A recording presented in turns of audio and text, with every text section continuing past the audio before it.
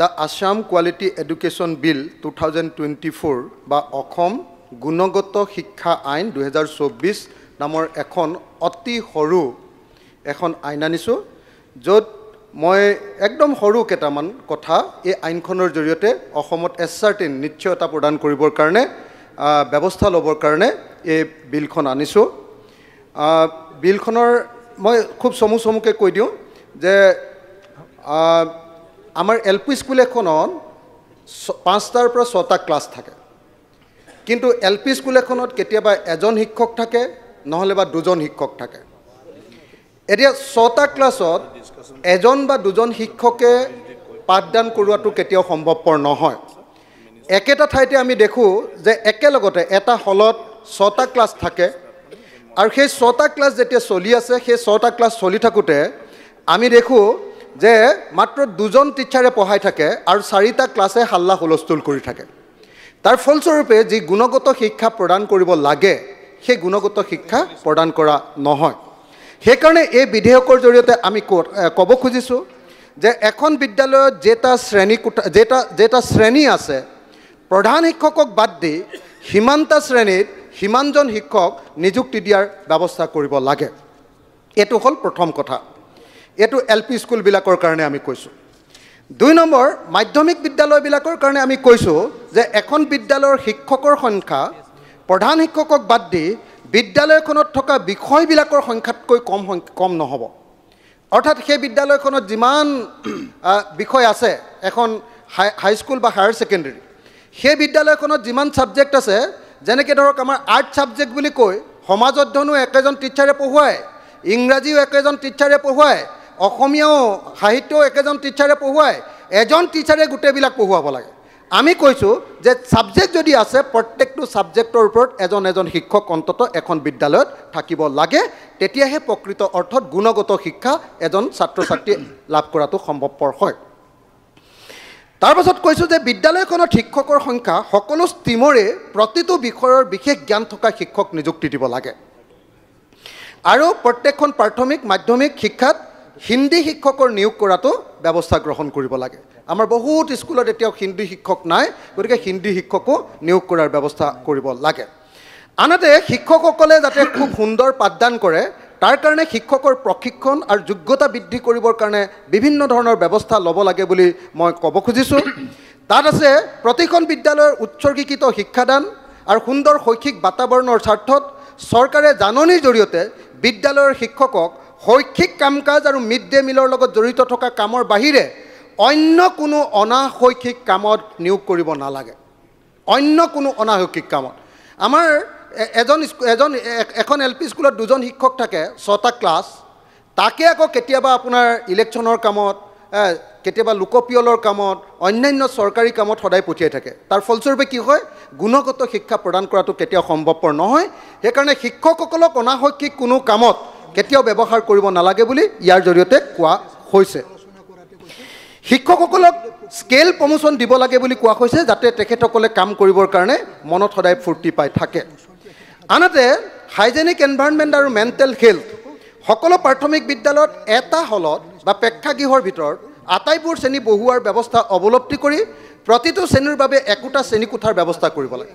আমাৰ LP স্কুলবিলাকত কি হয়, এটা হল থাকে, তাত 6টা ক্লাছ হৈ থাকে। 6টা ক্লাছত এইফালে নেওতা মুখস্থ কৰি আছে চিঞৰি চিঞৰি, এইফালে আপোনাৰ কবিতা পাঠ কৰি আছে চিঞৰি চিঞৰি, এইফালে গণিত পঢ়ুৱাইছে শিক্ষকে। এনেকৈ এটা হলৰ ভিতৰত 6টা ক্লাছ থাকে, তাৰ ফলস্বৰূপে কাৰো ভালকৈ পঢ়া শুনা কৰা নহয়। সেইকাৰণে আমি কৈছোঁ যে গুণগত শিক্ষা যদি দিব লাগে, প্ৰত্যেকখন LP স্কুল আৰু ME স্কুলত এটা ক্লাছৰ কাৰণে এটা শ্ৰেণীকোঠাৰ ব্যৱস্থা কৰাটো বাধ্যতামূলক হ'ব লাগে, নহ'লে কেতিয়াও গুণগত শিক্ষা প্ৰদান কৰাটো কেতিয়াও সম্ভৱপৰ নহয়। টয়লেট, বিশুদ্ধ খোৱা পানী, চাফ চিকুণ আৰু আকৰ্ষণীয় মুকলি ঠাই, লাইব্ৰেৰী, খেল ধেমালিৰ সামগ্ৰী আৰু আনন্দৰ বাবে প্ৰয়োজনীয় অন্যান্য সম্পদ যোগান ধৰিব লাগে। মূলতঃ প্ৰত্যেকখন LP স্কুলৰ সন্মুখত একোখনকৈ চিলড্ৰেন পাৰ্ক থকাৰ ব্যৱস্থা কৰিব লাগে, যাতে ছাত্ৰ ছাত্ৰীসকলে আনন্দৰ মাজেৰে, ফূৰ্তিৰ মাজেৰে, কথা বতৰাৰ মাজেৰে, হাঁহি ধেমালিৰ মাজেদি আগবাঢ়িব পাৰে। আৰু প্ৰতিখন বিদ্যালয়তে মেণ্টেল হেল্থ প্ৰভিজনবিলাকো ৰখাৰ ব্যৱস্থা কৰিব লাগে। স্মাৰ্ট ক্লাছ আৰু শিক্ষাৰ পাৰ্টিচিপেটৰী এংগেজিং ব্যৱস্থা এটা হোৱাৰ ব্যৱস্থা কৰিব লাগে।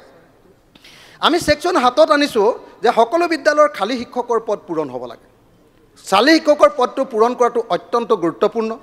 বহুত স্কুলত এতিয়াও বহুত খালী শিক্ষকৰ পদ আছে, সেইবিলাক পূৰণ কৰাৰ ব্যৱস্থা কৰিব লাগে।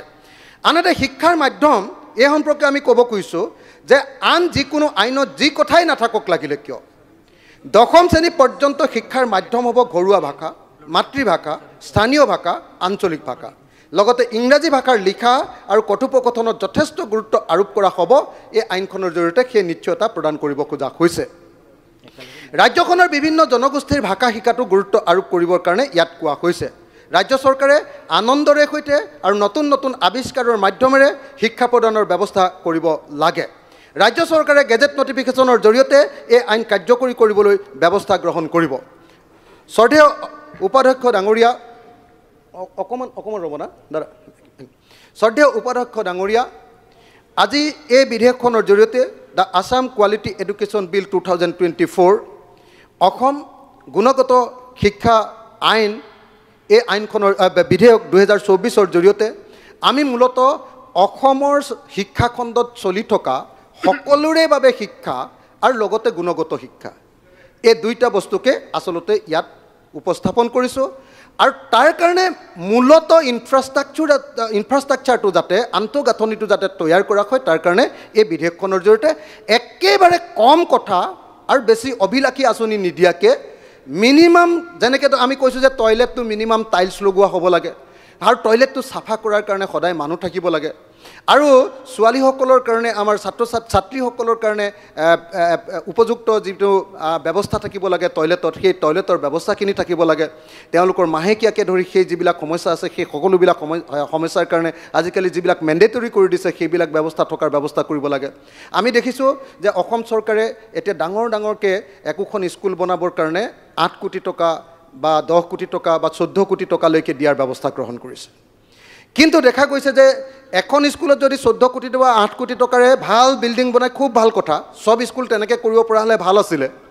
কিন্তু মোৰ এনেকুৱা বিশ্বাস যে অকল এখন বা দুখন স্কুলত তেনেকুৱা ডাঙৰ বিল্ডিং বনোৱাতকৈ যদি সেই সমষ্টিটোত তেনেকুৱা এই যে 4খন বা 2খন স্কুল দিছে, তাৰ পইচাখিনিয়ে যদি তাৰ গোটেই স্কুলবিলাকৰ ইনফ্ৰাষ্ট্ৰাকচাৰখিনি বনাই দিলেহেঁতেন, তেতিয়াহ'লে আমি এটা গুণগত শিক্ষাৰ পিনে যাব পাৰিলোহেঁতেন। শিক্ষকসকলক যদি নিয়মীয়াকৈ প্ৰশিক্ষণৰ দিয়াৰ ব্যৱস্থা গ্ৰহণ কৰিলেহেঁতেন আৰু একদম লেটেষ্ট, একদম পৃথিৱীৰ শেহতীয়া যিবিলাক টেকন'লজি, তেওঁলোকৰ লগত শিক্ষকসকলক সেই জ্ঞানবিলাক দি যাতে শিক্ষকসকলে একদম আমাৰ গাঁৱৰ ভিতৰতো যাতে আমেৰিকাৰ নিচিনাকৈ এটা শিক্ষা লাভ কৰিব পাৰে, একদম আপ টু ডেট শিক্ষা এটা, শিক্ষকজনক যাতে বছৰত এবাৰমান ট্ৰেইনিং দিয়াৰ ব্যৱস্থা আৰু ভালকৈ ক্লাছ হৈছে নে তাৰ ইনস্পেকশ্যনৰ ব্যৱস্থা, তাৰ ব্যৱস্থা গ্ৰহণ কৰিবলৈ মই আকৌ এটা ৰিপিট কৰি সামৰণি মাৰিব খুজিছোঁ। সেইটো হ'ল 6টা ক্লাছত 6জন শিক্ষক দিবই লাগে, তাতকৈ এজনো কম শিক্ষক হোৱাকৈ এজনীয়া বা দুজন। এতিয়া কিন্তু কৈ আছে কি, আমাৰ যিমান 30:1 এই অনুপাতত আছে। কিন্তু এখন স্কুলত যদি 60জন ল'ৰা আছে, 2জন শিক্ষক দিলে 6টা ক্লাছ কেনেকৈ চলাব? গতিকে 6টা ক্লাছৰ কাৰণে 6জন শিক্ষক আৰু এজন প্ৰধান শিক্ষক, এইটো দিলেহে ভাল এখন স্কুল হ'ব।